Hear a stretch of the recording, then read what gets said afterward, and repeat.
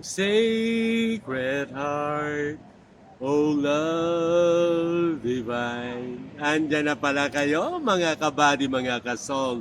Ang sarap kumanta. Welcome to Happy Thoughts ni Buddy. I feel like singing now. My heart wants to praise in a song. Sarap makinig ng praise song. Ang sarap makinig ng musika, mas lalo na kung ang musika ay galing sa ating Panginoon. Mas lalo na kung ang musika ay pinupuno ang ating puso ng tuwa, ng grasya, ng pag-asa, ng ngiti, ng saya. I like to sing. I was supposed to join the choir here sa church, but hindi yon ang gusto ng ating Panginoon sa akin. My God's telling me, huwag muna sa choir. But I was accepted, but I did not continue it. But I still love to sing. Minsan sa kwarto, minsan sa banyo, minsan habang naglalakad. I like to sing in praise.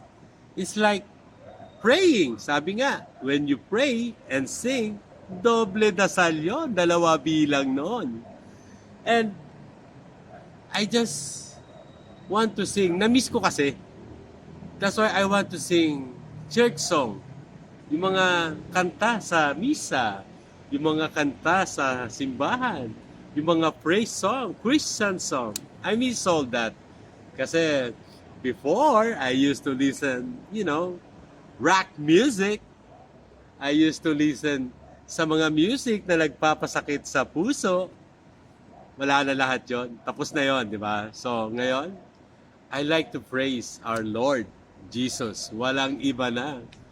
And pag nandyan ang kalaban, nandyan ang mga tukso, just sing a praise song. Aside from praying, of course. Just sing to it and it will go away. Lalayo yan. You will have a good mood, a better mood. You will be stronger in Jesus, sabi nga. And one more thing na binabalikan ko ngayon, being a returning Catholic, is I'm trying to read the Word of God in the Bible. I have rejoined the group nila Sister Vicky.